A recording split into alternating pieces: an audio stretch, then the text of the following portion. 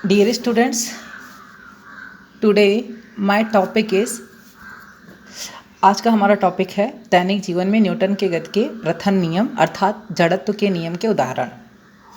आप इसे अपनी कॉपी में हिडन डाल देंगे, न्यूटन की गति के नियम के दैनिक जीवन में उपयोग या दैनिक जीवन में उदाहरण, और इसमें पहली हेडिंग आप डाल लेंगे दैनिक जीवन में न्यूटन के गति के प्रथम नियम के उदाहरण।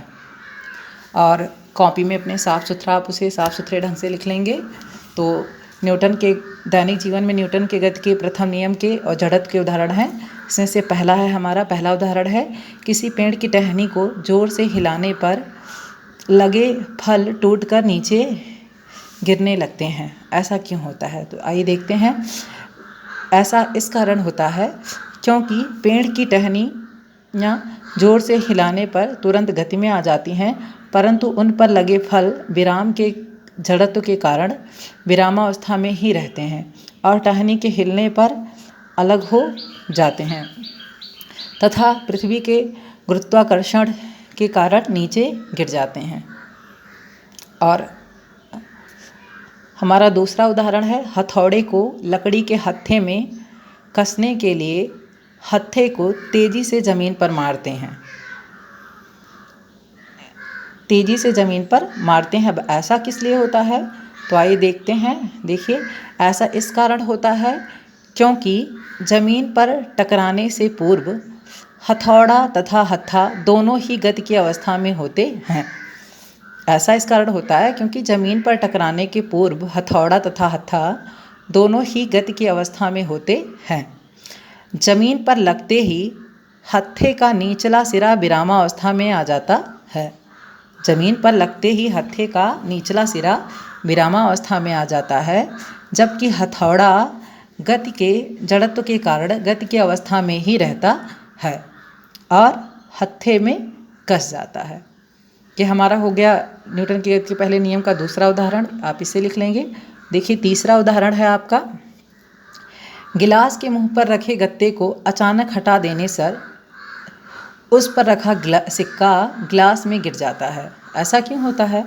गिलास के मुंह पर रखे गत्ते को अचानक हटा देने से उस पर रखा सिक्का गिलास में गिर जाता है। अब ऐसा ये देखिए क्यों होता है, व्याख्या इसकी देखते हैं।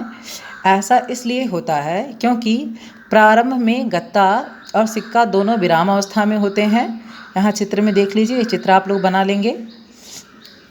ऐसा इसलिए होता है क्योंकि प्रारंभ में गत्ता और सिक्का दोनों विरामावस्था में होते हैं, परंतु जब गत्ते को अपने अंगूठे या तर्जनी उंगली से अचानक टक्कर मारते हैं तो गत्ता गतिमान होकर चला जाता है, जबकि सिक्का अपने विराम के जड़त्व के कारण उसी स्थान पर स्थिर रहता है और गत्ते के हटते ही गिलास में गुरुत्वाकर्षण के कारण गिर पड़ता है। तो ये हमारे न्यूटन की गति के पहले नियम के दैनिक जीवन में उपयोग या दैनिक जीवन के उदाहरण हैं, जिसमें से पहला उदाहरण आपने देखा। आप इस तीनों उदाहरण को अच्छे से कॉपी में लिख लेंगे। पहला उदाहरण आपने देखा कि किसी पेड़ की टहनी को जोर से हिलाने पर उस पर लगे फल टूटकर नीचे गिरने लगते हैं। और दूसरा, हाँ, इस समय फल के सीजन भी चल रहे हैं आप लोग के। तो दूसरा देखिए, हथौड़े को लकड़ी के हत्थे में कसने के लिए हत्थे को तेज़ी से ज़मीन पर मारते हैं। और तीसरा उदाहरण क्या है आपका, गिलास के मुंह पर रखे गत्ते को अचानक हटा देने से उस पर रखा सिक्का गिलास में गिर जाता है। तो आइए हम अपना नेक्स्ट टॉपिक देखते हैं। हमारा नेक्स्ट टॉपिक है दैनिक जीवन में न्यूटन के गति के द्वितीय नियम के उदाहरण। नेक्स्ट टॉपिक है दैनिक जीवन में न्यूटन के गति के द्वितीय नियम के उदाहरण। अब इसमें न्यूटन की गति के दूसरे explanation of Newton's second law of motion in daily life. तो इसमें फर्स्ट एग्जाम्पल है, बंदूक से निकलती गोली शरीर में घुस जाती है। बंदूक से निकली गोली शरीर में घुस जाती है। तो आइए देखते हैं ऐसा क्यों होता है। व्याख्या है, ऐसा इस कारण होता है कि बहुत अधिक वेग के कारण गोली शरीर में प्रवेश करती है तथा इसका वेग अल्प समय में ही शून्य हो जाता है। अर्थात यहाँ गोली में वेग परिवर्तन की दर अर्थात मंदन तथा बल बहुत अधिक है, परिणामस्वरूप गोली शरीर में घुस जाती है।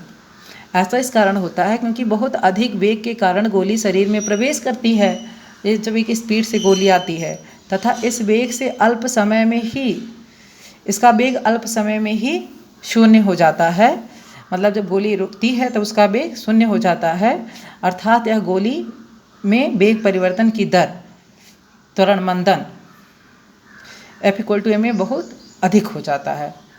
अर्थात उसको जब गोली का वेग अल्प समय में ही शून्य होता है, अर्थात उसमें वेग परिवर्तन अर्थात मंदन बहुत की दर अर्थात मंदन तथा बल बहुत अधिक हो जाता है, जिसके परिणाम स्वरूप गोली शरीर में घुस जाती है। और दूसरा उदाहरण है हमारा क्रिकेट की गेंद। देखिए, जो बच्चे मैच खेलते हैं वो अपने दैनिक जीवन में इसको उपयोग करते हैं।